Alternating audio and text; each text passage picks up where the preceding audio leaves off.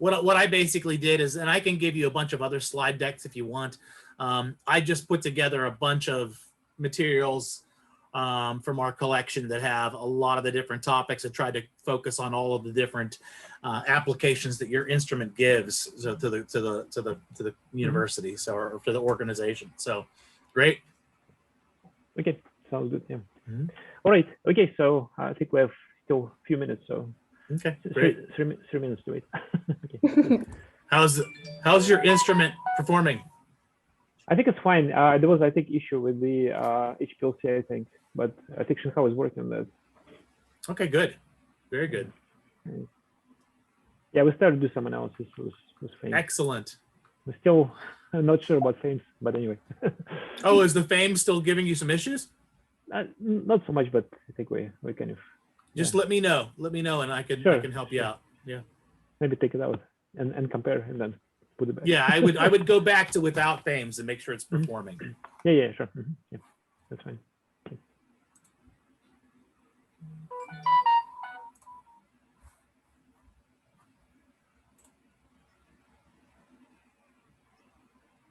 Okay. Does this look okay from your end?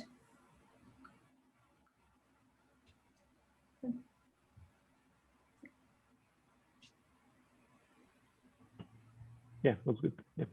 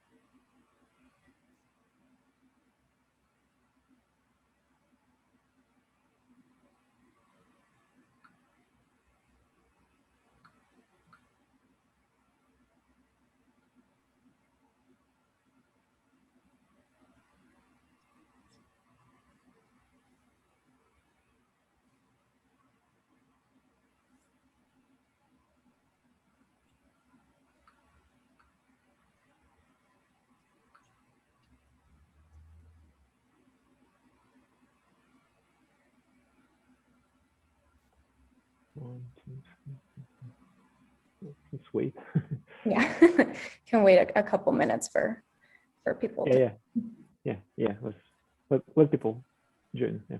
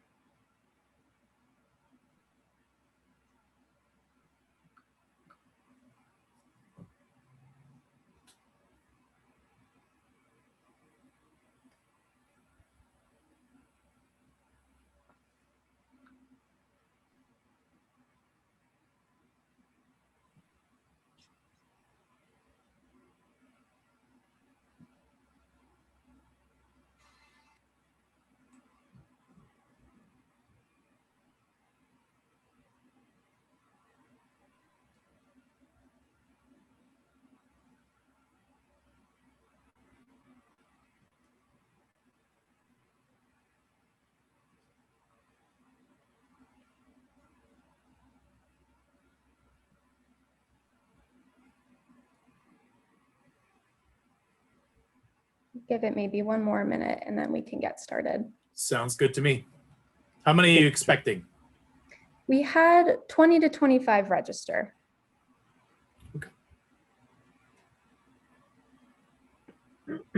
Yeah, it's like YouTube podcast. We can see still people coming in, getting in. Fashionably late.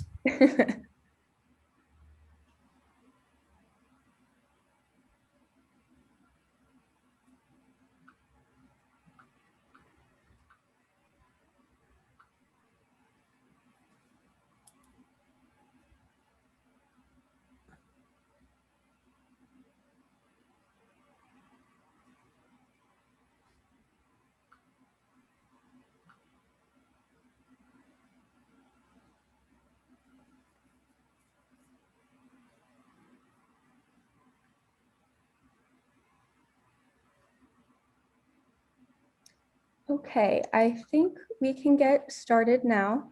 Good afternoon, Sure. everyone. Thank you so much for joining us. This is the DCC-FAR Basic Sciences Core Howard University Virtual Open House. My name is Kara Thompson. I am the Basic Sciences Core Manager. So today, as you can see on the agenda, we'll have a brief welcome and introduction from Dr. Sergey Nikai. Then we will have a presentation from Christopher Bolcato, who is the Thermo Fisher Scientific Specialist we have with us today. If time allows, we will have a presentation from Dr. Tatiana Amasova, who will discuss registration and sample preparation. And then we will close out at 1 p.m. Eastern. So with that, I will pass it over to you, Dr. Nikai. Yes, thank you so much, Kara. Welcome, everyone. Thank you for joining this seminar. So it's part of our annual series of the open houses. Unfortunately, it's in virtual format because of the COVID pandemic. So this current virtual house will feature our new mass spectrometer. And I would like to take time and thank you, all of you who participated in this, in the acquisition of instrument, providing letters of support and sharing your information and your research with us. So that's very important for us. I think it was super important to use DCC-FAR community for the acquisition of this instrument. So, and again, DCC-FAR is the inter-institutional program, which basically unites all the universities at the Washington, D.C. area. And the purpose of the basic science core is to provide support in terms of facility use and then facilitating studies in HIV. So, so that's a seminar series. I think that's one way how we can expand the usage of the instruments, and then how we can introduce you as a community users for the all the instruments within DCC-FAR. Okay, I think with this, I'm going to give floor to Chris Bolcato, who is the thermo specialist, and he'll talk about the new instrument that we just received and installed here at Howard. Thank you. Great. Thank you, Sergey. And thank you, everybody, for taking time out of your day to participate. I'd like to just quickly introduce myself. I'm Christopher Bolcato. I'm one of the application scientists for Thermo Fisher Scientific. I represent the North America omics markets. My role is to visit laboratories and train them on their new instruments, as well as to help with applications. And I did visit Sergey's lab and do some training for Zhang Hao, who I see in the audience there. Zhang Hao, how are you? But they have a wonderful piece of equipment in their lab, and a great operator who's running the instrument now. But what I wanted to do was give you an overview of the instrument and some of the capabilities that it has. And a lot of these capabilities are things that I worked with Zhang Hao and Sergey to set up in the laboratory. So without further ado, let's jump right in. So let's talk in terms of some of the challenges that we face in life sciences mass spectrometry. You'll see three topics here. And these are typically the main applications and workflows that we see in the laboratory that we use these instruments to work through. First and foremost is qualitative proteomics. And one of the challenges associated with qualitative proteomics is we have a breadth of type of samples, which I'm going to talk about in a little more detail, as well as doing protein identifications. We want to characterize those proteins, for example, for determining post-translational modifications. And often the insufficient depth of analysis is one of the problems that plagues us in terms of why we need to have sophisticated instrumentation. Quantitative. I'm sorry to interrupt. We can't see your screen. Oh, you can't see my screen. Okay, let's try it again. Let me try to share my screen again. So I'm going to go back. I don't know what happened here. So I'm going to get my presentation and then I'm going to share my screen again. Hang on 1 second.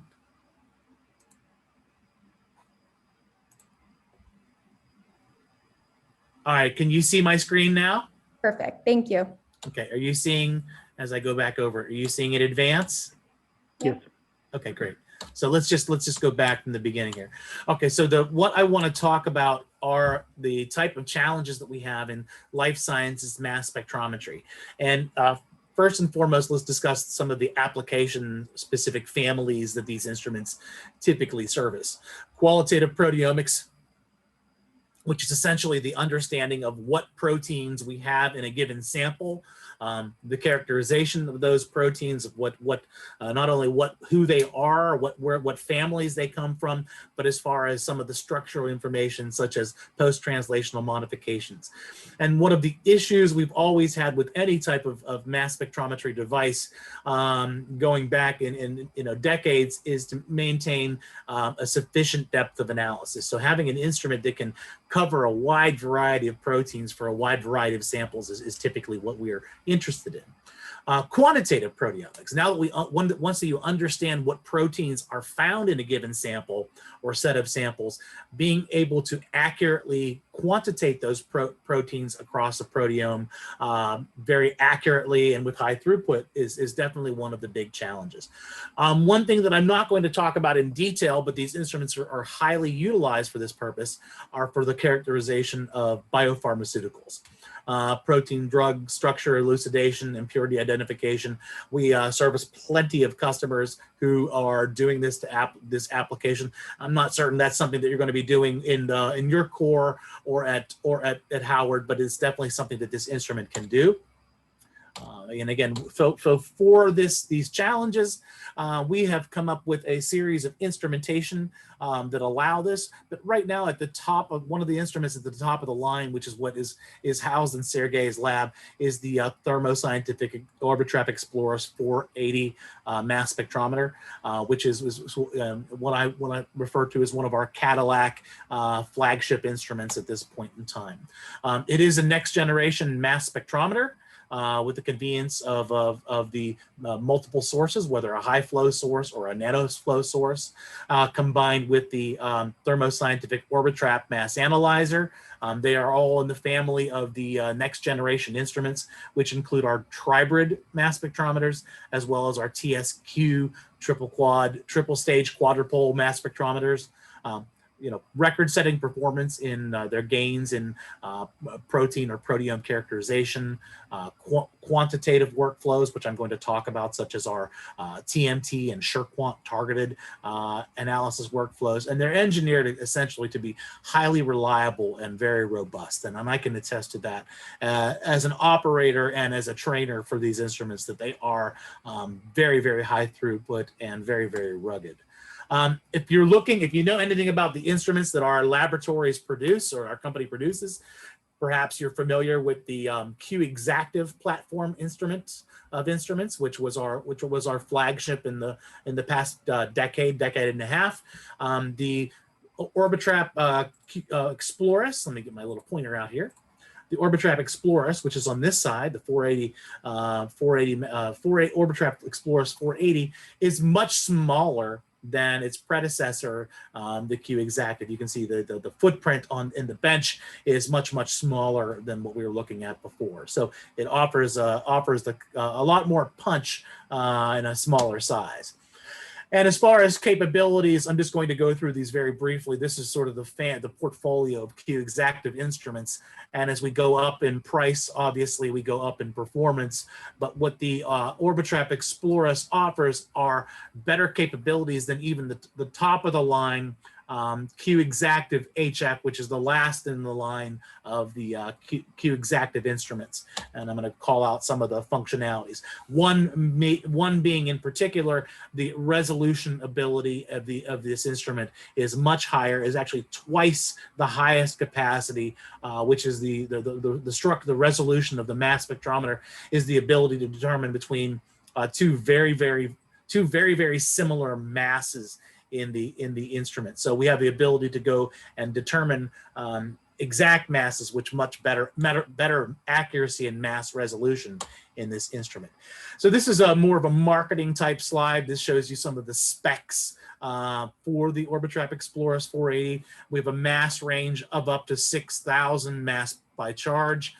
There's an optional upgrade for a high mass option to go up to 8,000. So you can imagine we have a very wide mass range detectable by the instrument. We can go down to 4.4 units, 0.4 mass to charge units, so we can get exquisite isolation width in our quadrupoles.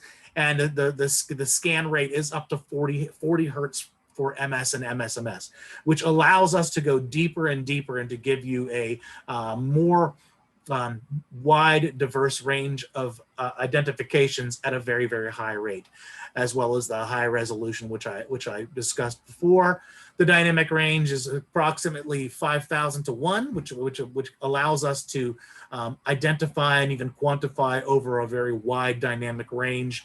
We have a variety of different ways that you can dissociate or fragment ions, but in this instrument in particular, we have the higher energy collisional dissociation, which we're going to be doing for MSMS characterization as well as quantification. When you take the hood off the instrument and look under the cover, this is essentially a schematic of what we see in the instrument. Starting here out at the front end of the instrument with the Optimax next generation electrospray ion source. This is where we would actually generate our ions in the source of the instrument, no matter whether we're doing high flow or low flow.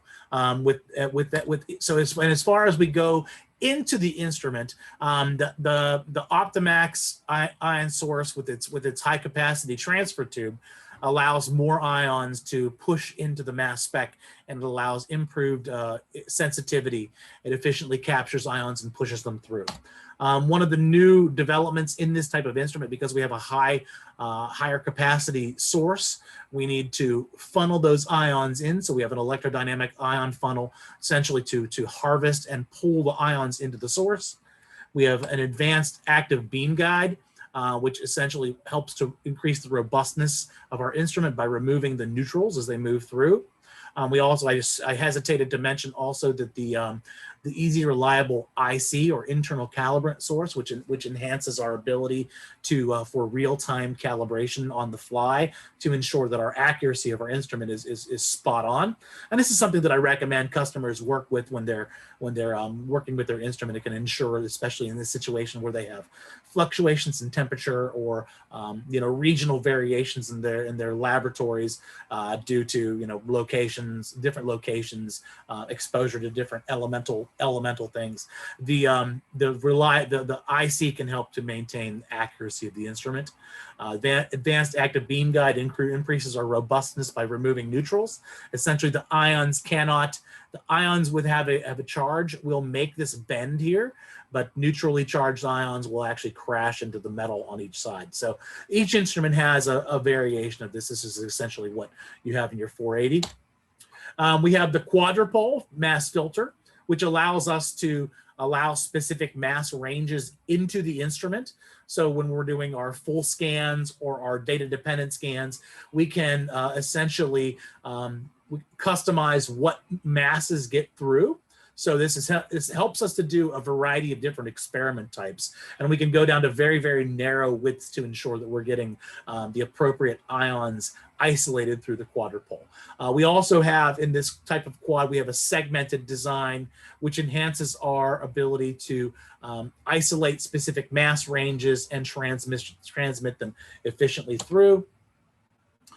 We have our ultra high field Orbitrap mass analyzer, which I talked about before, which offers resolution up to 480,000 and scan speeds up to 40 hertz, which allows us to do some of those experiments with exquisite timing.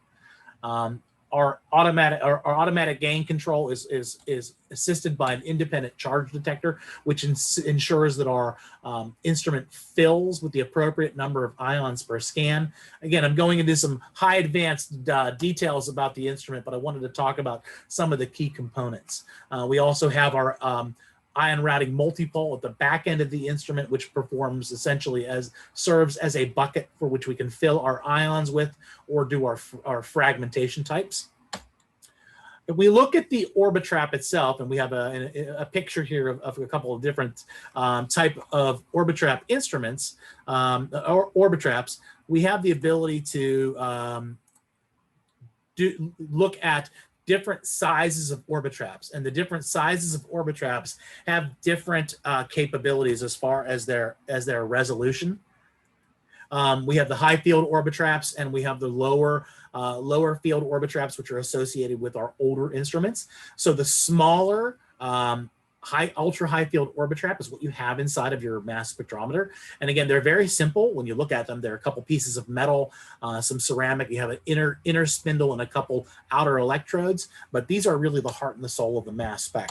And essentially, the Orbitraps work by spinning ions inside of this orbital trapping device, and it's this rotation, this frequency of our axial oscillation and the rotation around that Orbitrap, which give us the ability to determine what the masses are based on the frequencies and a constant that we establish when we calibrate the instrument.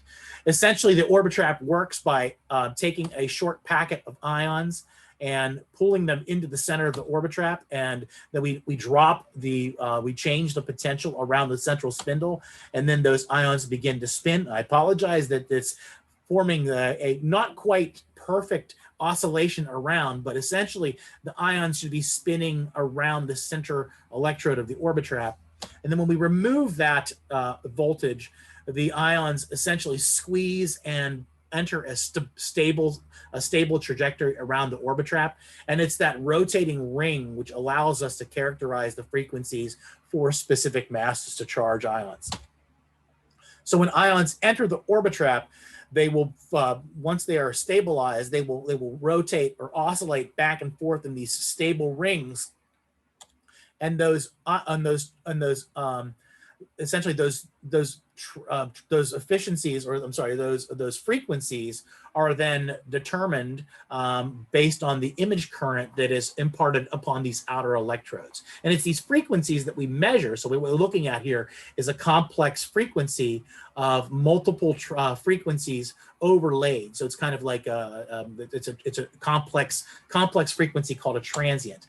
And if you take those frequencies and do a Fourier transform, therefore you can go further and isolate individual frequencies in order to determine what those masses are. So we take our raw transient, which our Orbitrap measures, and then we use a Fourier transform to isolate the individual transients as well as their amplitudes or their heights, and then take that data, reduce it further, and get this frequency intensity distribution, which is starting to look more like a mass spectrum. And then we use the Orbitrap, the calibrated constants around the Orbitrap, take these measured frequencies and back calculate in order to determine our mass spectrum. So this is what the instrument does in the background. Along with a highly efficient mass spectrometer, we also need to couple these with a highly efficient LC system. And one of the things that Angelita wanted me to touch upon is the fact that when we go to lower and lower flow rates, and what we're looking at is the column inner diameter here, as we're going to more tight and more narrow column IDs, we're actually improving our sensitivity for detection of ions by concentrating our flow and concentrating the ions into smaller and smaller packets. So when we go from high flow to low flow, what we will see is a great intensity in our ability to have better sensitivity. So when we're doing proteomics experiments, what we want to do is push towards the nano flow rates, which you can do on the RSLC nano instrument that you have in the laboratory. So we'll get improved ionization efficiency with smaller droplets, increased surface to volume ratio, and essentially what we will get is an increase in our analyte concentration with a decreased column ID. This is just a image of what you have in the laboratory. You have the RSLC Nano Ultimate 3000, which allows us to do some really low flow experiments. We have the nano pumps housed up here. We have a separate loading pump. We have a column chamber where we can do trap elute experiments, which we have set up in Sergey's laboratory, and we have a cooled auto sampler. All of this together allows us to do those low flow experiments with ease of trapping.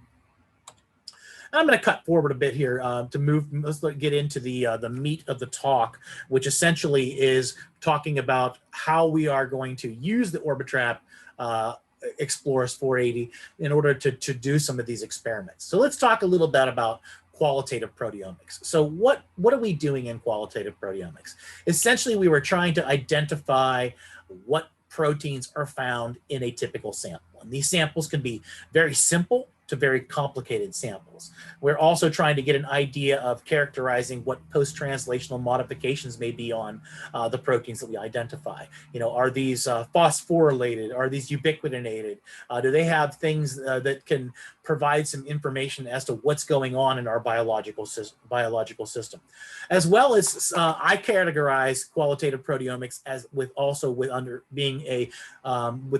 with the application of label-free quantitation, which is essentially getting an idea of relative differences sample to sample. And this can be very useful in looking at disease versus control populations, for example, or drug-treated samples versus non-treated. So typical samples, and I worked in a core facility at the University of Pittsburgh for a number of years. The typical samples that we would get on a day-to-day basis are essentially our in-gel samples. So in-gel digestions of 1D and 2D SDS page. People come with their gel bands or gel spots and want to get a feel for what proteins are they identifying. Very typical sample prep. We also get the in-solution digestions where they're taking some sort of, for example, a biofluid,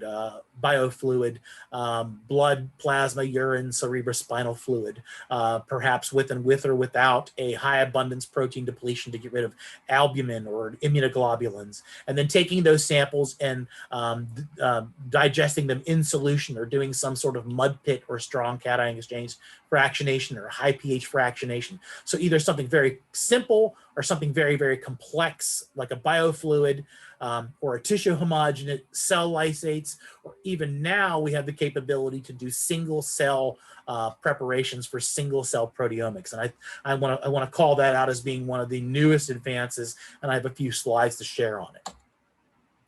The hallmark, and I would say bread and butter type experiment, is the data-dependent peptide protein identification, which we do on the Orbitrap Explorers. And this is essentially an example of a typical application where we're doing, we have the benefit of extraordinary sequencing depth and figuring out what proteins are present down to low-level nanogram amounts of digest injected on column.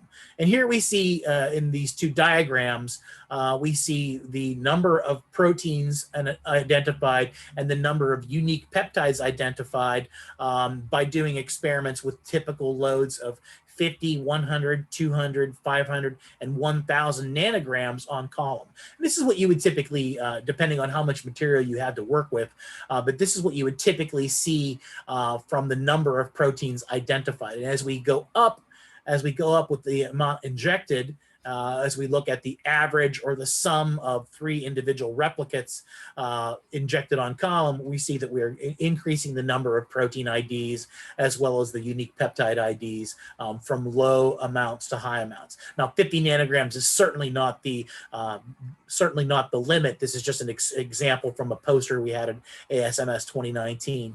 And this is a typical situation where we would run samples and do a full scan, so doing a data-dependent assessment of the samples, doing a 60,000 resolution or 120,000 resolution for full scan to set up our peptide identifications at the intact peptide level, and then from those full scan experiments, deciding on an automated manner to do data-dependent MS2 on the peptides that elute, and then getting some structural information. And in this situation, this is typically what I would set up: a top N or a looped experiment where we take the top 20 most intense ions and identify those in those experiments. And this is using a 50 centimeter nano column with a simple 60-minute gradient. Moving forward, doing an example where we're doing label-free quantification. This is an example from the same poster done on the Exploris 480, where we are creating an artificial situation where we have taken human HeLa cell lysates and spiked them with increasing amounts of a yeast digest, where we know the expected ratios. So, for example, if we look at the highest amount loaded, 250 nanogram versus 125 nanogram, that's essentially a 2-to-1 ratio, a 5-to-1 ratio, and a 10-to-1 ratio. By creating these artificially, quote unquote, stack the deck in our favor experiments, we know the expected ratios, and we can perform these label-free quantification experiments and essentially recapitulate in the data, showing those expected ratios of the proteins identified across those samples. And actually, our expected ratios are actually quantified with good accuracy in these samples. So we can look at samples where in this case, we're looking at samples where we know what the expected ratios are, but just imagine what you can do in samples where these are real life samples where you are looking for fold differences between groups. Moving forward. On top of having an exquisite mass analyzer and capabilities, we also have a FAMES Pro interface, which helps us to enhance our selectivity by removing, using the FAMES, which is a frequency-assisted ion mobility mass spectrometry source on the front end, which allows us to remove selectively background ions, which boosts our sensitivity. And essentially, this is a cutaway of what the ion mobility source looks like. And essentially, what we're doing is we're adding let me go a little bit further. We're ramping voltages up and down in a manner that allows us to cause ions to shift in their movement through the ion source. What that does for us is it allows us, as we ramp these voltages up and down, it allows us to remove specific charge state ions. And what we can do is we can customize these compensation voltages in order to remove singly charged ions from the background. And where do we have singly charged ions? Pretty much for any type of sample. They are contaminant ions, which if we can remove those, we can enhance the selectivity for triptych digest peptides, such as the doubly, triply, and quadruply charged ones we see here. And if you look at it, there's a quick cartoon of this, we can see that as we're removing these ions at the ion source, it's allowing our triptych peptides to enter into the mass spectrometer. So we can do a sort of mass spec filtration of ions to remove those to enhance our sensitivity. And what we're seeing here, an example, is an example of doing the same type of experiment with a HeLa digest on a 120-minute gradient with the FAMES Pro interface. And we're able to see very good reproducibility between these two samples, between these 5 injections, for example, and maximum coverage and reproducibility of 6,700 proteins identified in a 2-hour run with 200 nanograms of HeLa digest on column. So the FAMES Pro, what we do with this FAMES Pro is we cycle between different collision or compensation voltages in order to isolate and remove interfering ions in order to boost our signal for the proteins that we're trying to identify. And these are just some examples. That was 200 nanograms. This is an example down at 10 nanograms of HeLa loaded on column with a 90-minute gradient with the FAMES Pro interface. They were able to identify almost 3,000 proteins in 90 minutes with down to 10 nanograms of HeLa digest. So think in terms of your precious samples. If you only have several nanograms of digest to load on column, for example, using the FAMES source, you could enhance the sensitivity for identifications. So this is one upside to using it, and it's quite reproducible. Similarly, you can run the instrument with different gradients, and the only point I wanted to show here is running longer gradients. Again, you can save a little bit of time by shortening it down to a 90-minute gradient or even a 60-minute gradient, and you're going to get similar results to longer gradients. So it has excellent performance over a wide range of gradients, allowing you to separate out peptides and identify proteins. And we can increase our capabilities by looping those FAMES voltages throughout the course of the run. This is an example of label-free quantification of using a similar profile, using a HeLa digest spiked with various amounts of E. coli.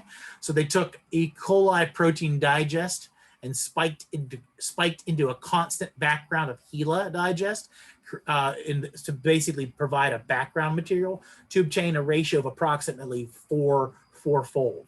They then analyzed these on an Orbitrap Exploris 480 with the FAMES Pro interface. Very, very simple, similar experiments as before, except we're doing a simple 60-minute gradient of these 3 replicates over 4 different concentrations and using a single FAMES voltage. And then this data was run through the instrument. I just wanted to call out that in building methods, and this is something I went through with Zhonghao in great detail, a lot of plug and play type methods, and we as application scientists will walk the users through this.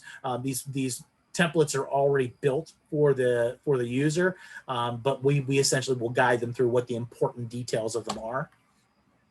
Base peak chromatograms for the 25 nanograms of E. coli compared to the 0.625 nanograms of E. coli. These are the basically base peak chromatograms, showing a very good distribution of peptides.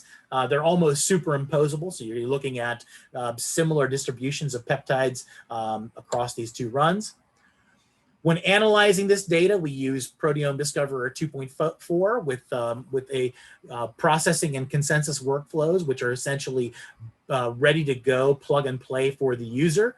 They just wanted to show you what sort of the analysis workflow looks like for Proteome Discoverer, which is our protein identification and quantification software. If we look at Venn diagrams, which can export from Proteome Discoverer, for these injections of the 200 nanograms of HeLa spiked into E. coli, spiked with 100 nanograms of E. coli. If we look at the E. coli proteins, we have good overlapping confidence in comparison of the peptide groups as well as our protein groups. So the proteins identified, we have them across 3 runs. We have 85% agreement across the proteins identified. You're going to get a little bit of variation from run to run, but within almost 85% of those proteins are covered by 3 replicate analyses. So we have great matching across multiple runs. And as we look at the overall proteins identified. We've got a large number of proteins identified in both the E. coli and the human at the 2 different ratios. But what I really want to call out is if we look at the precision and accuracy of the proteins identified, we're getting a good agreement in, and this is on a log2 ratio scale here. We're looking at a 4-fold, a 4-to-1, 4-to-1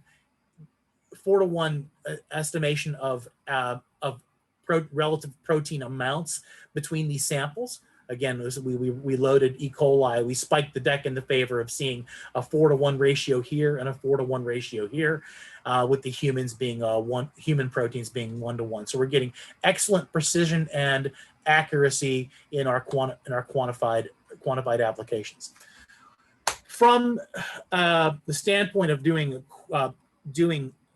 protein quantification or protein qualification, protein identifications, it gives you essentially what I would call a phone book of understanding what proteins are present in a given sample. Along with that, we can get an idea of what. Oh my goodness, did I lose you? Please tell me I didn't lose you. No, you're fine. Okay, for some reason I thought that I closed the Zoom window by accident. My apologies. You're good. Your face has all disappeared and I just freaked out for a minute. Okay, so let me go back for a second. When I'm talking in terms of qualitative proteomics, we get an idea of what proteins may be present in a sample and relative differences between samples, which is great information. But what if we want to take it further and get a better accuracy in our protein quantitation and do things in higher throughput? Okay, so we're talking about the same type of experiments or same type of samples as before: tissues, biofluids, cell lysates, or single cell preparations.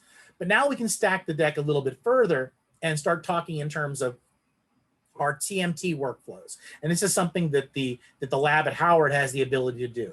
I'm going to talk a little bit more detail about what these tandem mass tag experiments can do. This is still another relative quantitation type run, but the beauty of it is that we can multiplex and compare from 2 up to 18 samples in one analytical run, which is a wonderful time saver and ability for the ability for multiplexing. We also have absolute protein quantification workflows, such as our hallmark parallel reaction monitoring with heavy labeled peptides, or our SURE workflows. And I'm going to try to get to this in this presentation, but due to time, we might not get through all of that. I'm going to try to run another 15 minutes and leave some time for questions.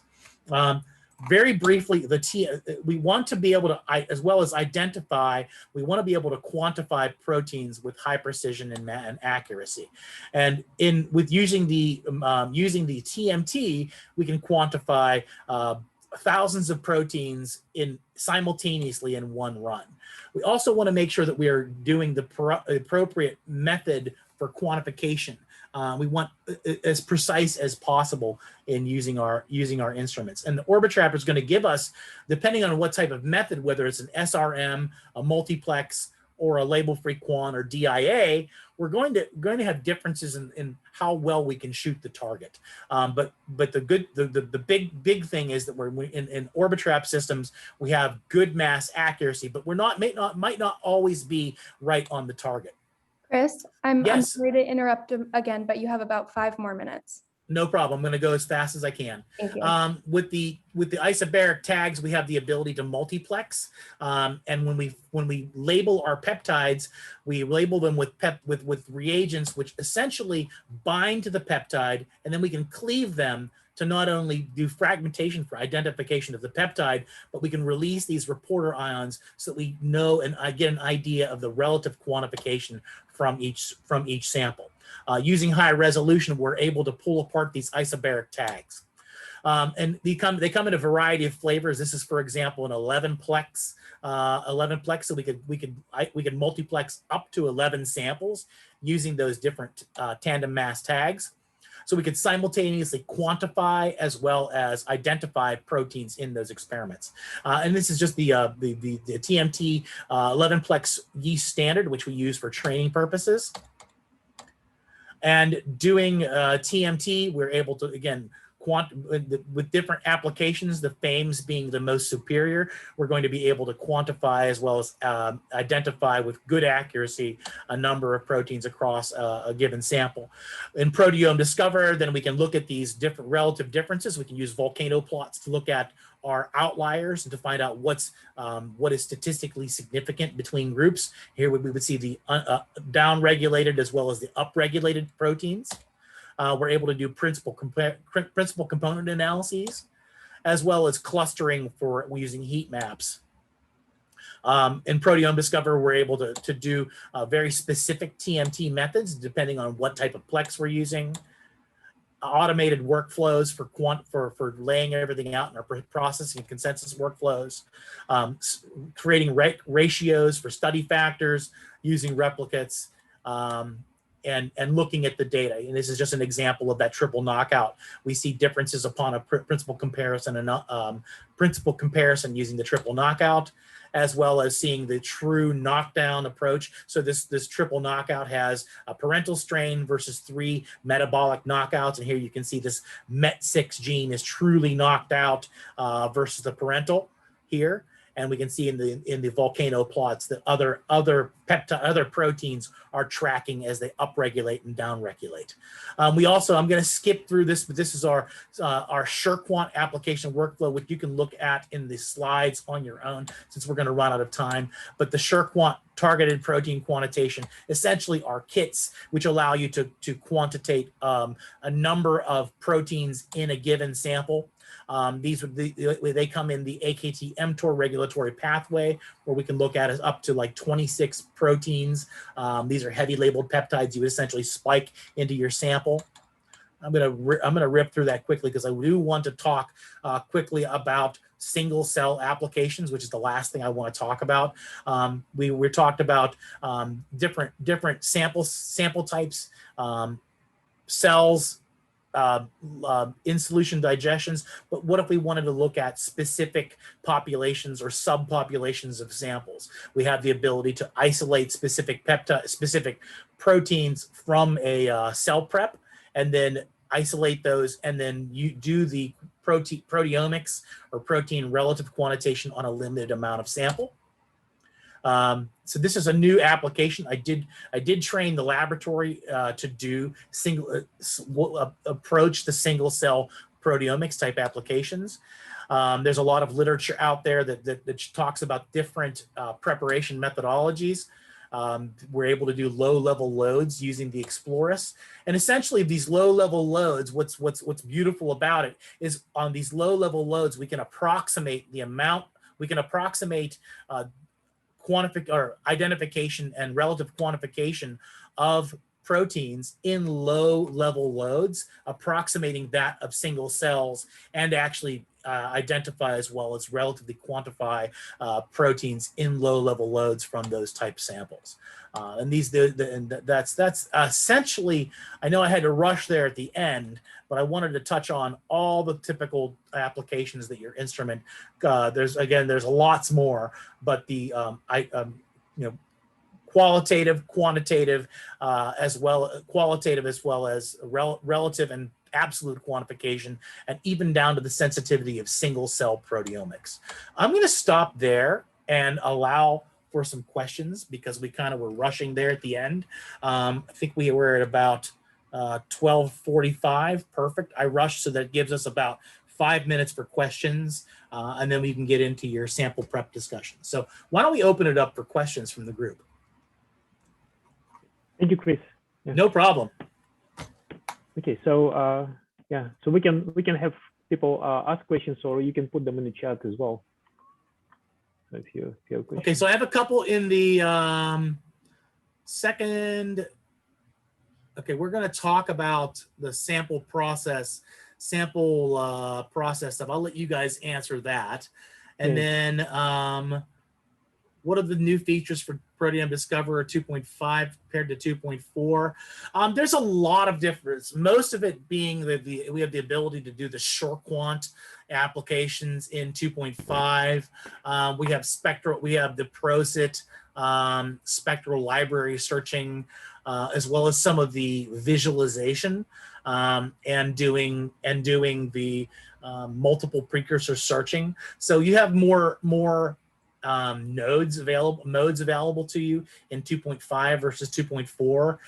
Again, they came out pretty close in release times. So there's not that many more advances in 2.5 versus 2.4, but the one big thing with 2.5 is there we no longer have the maintenance licenses available for that maintenance license. So from 2.5 on, once you have it, and you don't have to do that yearly maintenance on top of that. But you could demo it if you were interested in testing it out.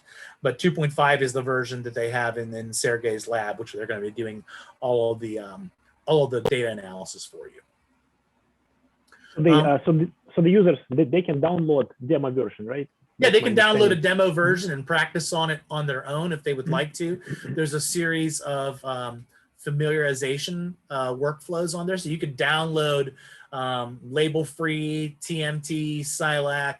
There's a bunch of different scenarios where you could download the data and practice with it. Sergey could send you my information if you'd like some informal training on that. And then once the 60-day period expires, you actually have a viewing software. Yeah. So if the lab were to process your data in PD, you could actually open your data up in PD on your own and browse it. You just can't do any searching. Yeah, I think that's very important. So that's what we try to do with it. Yeah, exactly. Well, okay, thanks. What other questions can I answer? I know we're a little bit short on time, but I'd be happy to answer some questions. I mean, we can have questions from audience. So if anyone please, has jump in. Please, yeah. Type it in or just unmute yourself and ask. Good. Looks like we're good actually. Let's go to so let's switch to the second part. And okay. Do I need to stop sharing? I think you can stop sharing. Okay. And then let me see if Tanya, you can share your screen if you have presentation. And I think you can specifically focus on the questions about the how the users can come and what they can do. I think, right? Because I think Chris covered lots of different things in terms of the data. Oh, absolutely. Mm-hmm. Okay. Excellent talk, Chris. Thank you very much.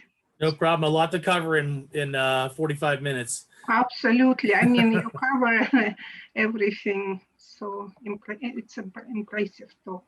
I just wanted to add a little bit about sample preparation. As for mostly, I mean, you covered basically everything, but I can talk a little bit more about samples as for users, right? What actually users need to do, have to do, like to bring their samples to our facility. Basically, you can bring different kind of samples. You can bring, as Chris said,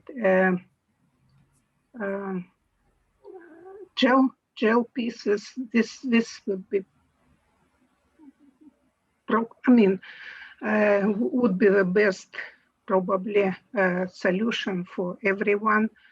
But sometimes you don't know like what exactly you're doing, and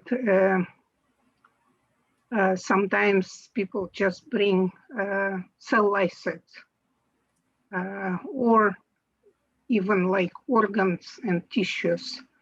So like for that, we need to explain a little bit what to expect and what they basically need to do, like a little bit with samples. Like any biological system, of course, you want to have experimental design for your samples, what exactly you want to see, you want to have in the end, because this method is absolutely marvelous and it can show you a lot of results, but if you don't know what you're looking for, all these thousands of proteins can be just hard to handle and hard to analyze. So like, as I said before, sample preparation is very important part of getting your results in the end, because you can't rely only on excellent instrument and software, but you need to think about your sample preparation, because 30% or more of your input, like in your result, will be affected by your design and sample preparation itself. Of course, as again Chris said already, you can use different like tissues, organs, bodily fluid cells. This LCMS gives you a lot of variety of possible samples you can actually use, and you're going for a huge variety of proteins, or you can go and focus on particular post-translational modifications of particular proteins, or identify basically interactions, protein-protein interactions of protein of your interest.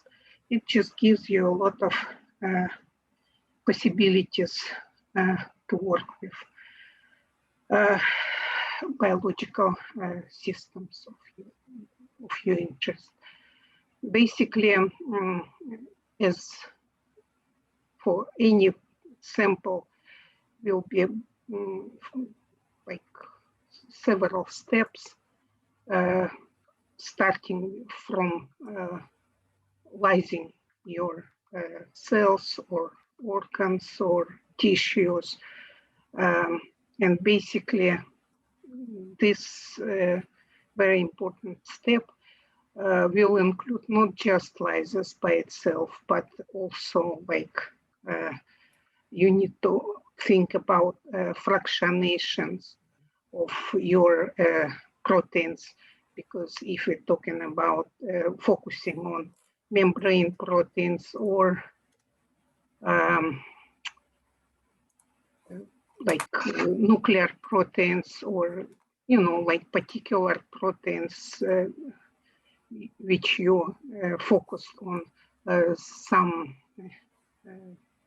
excreted proteins. It's just you have to think about like how you what your focus, like what is aim of your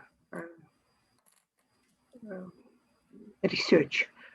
And then of course it's like digestion. I mean, the bottom up, it's basically we deal not with proteins, but with peptides, right? And from peptides, we're getting back to proteins. So it means it has its own limitations, because, excuse me, because basically not all proteins, of course, can be digested with enzymes, right? If you have highly heavily glycosylated proteins, then you have to basically go like around and deglycosylate them first, and then just, trying to. Some proteins, they just don't have trypsin sites, digestion sites, so we have to go for another enzymes to do digestion. I mean, it's like all these things, they can be pretty complicated, but easy as well from our side. We just need to know, and you need to know what we're dealing with, what proteins of interest, or what is the goal basically of the research. Of course, sample preparations has its challenges, and as again we said before, mentioned before, SDS, I mean, the gel samples, they like best basically for mass spectrometry, and they give a lot of information, and in gel you can get well denatured proteins. So, and basically usually from gel we can get much more data from comparing to straight lysate from solutions, for example. For solutions, I would say would be better like low protein samples. Let's say, for example, like urine or tears, the liquids which basically they don't have too many proteins. And if we're talking about tissue, of course, it should be processed in several steps before it will be going for trypsin digestion. Otherwise, we will get only major proteins, right? As proteins which kind of overwhelm the machine, and in the end we can get much less information about proteins of interest. Yeah, 2 minutes left for you, Tanya. Sorry. Uh-huh. Oh yeah, I should, yeah, like for example for blood, for plasma, right, it's only less than 10% of proteins basically. You can, they not high abundant proteins, and they can be like all these proteins of interest. And 90% it will be the same proteins. Majority of it will be albumin, of course, immunoglobulins, and so on. So like everyone has to understand that all these abundant proteins, they will be detected by mass spectrometer, but not like low abundant proteins. And so for that, you need to do like one extra step to get rid of abundant proteins.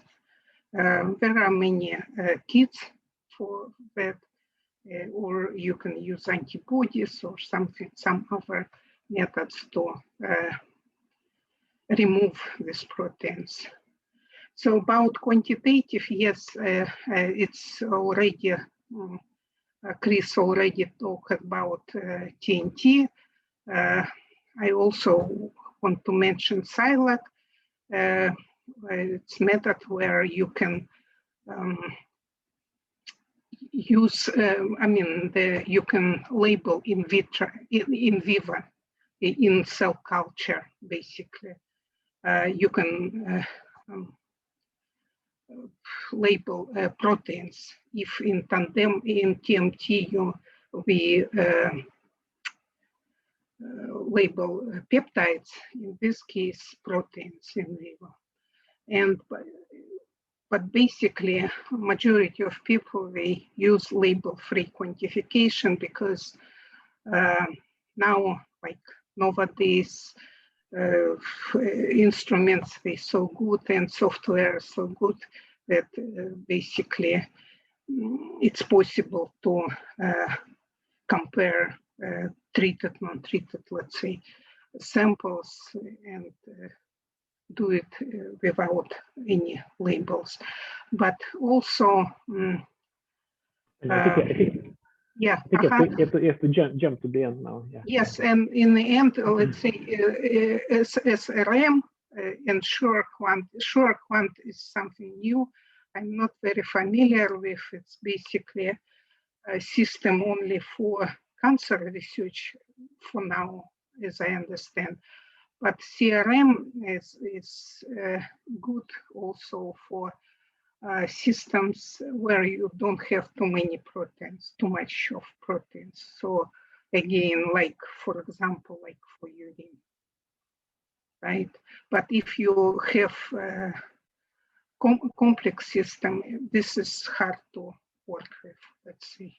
You have to do, again, several steps before we can imply the system. So this basically our old, let's say, we didn't discuss yet our new,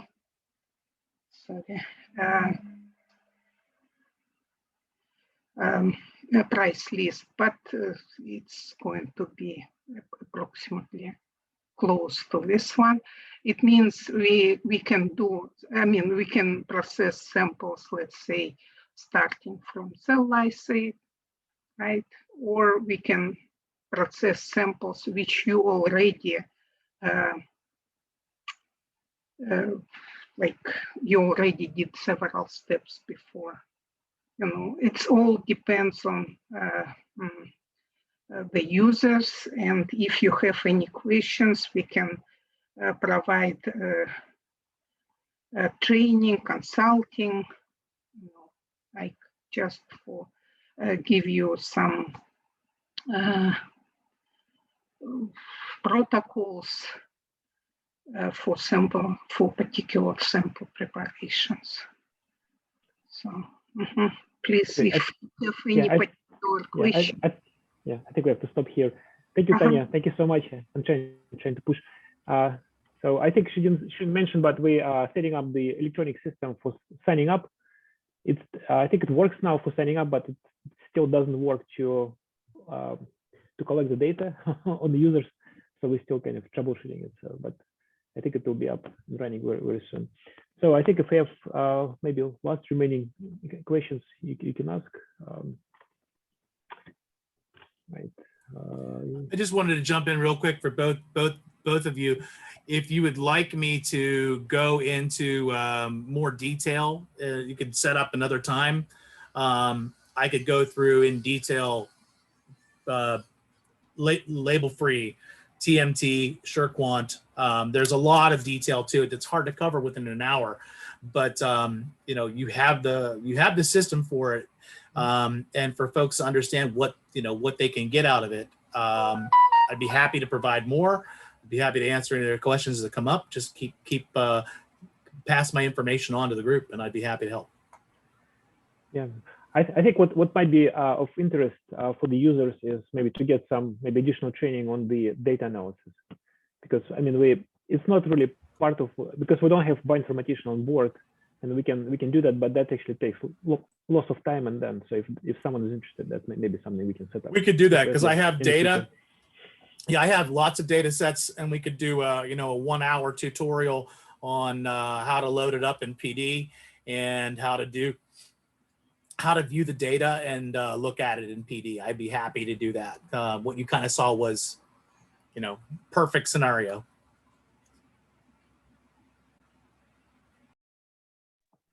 You're on mute. Great. I'm mute. Yeah, so I think we're going to stop here, and I'd like to thank everyone, and Kara, I think it's a wonderful job, and again, thank you everyone for joining our seminar series, and I think we'll have next one in September, hopefully. So, and also I think we're going to have the DCC4 research symposium in end of August. So please register if you didn't register. So I think we'll be happy to if you join. Thank you so much. Take care. Thank you for having me. Bye-bye. Yeah, everyone.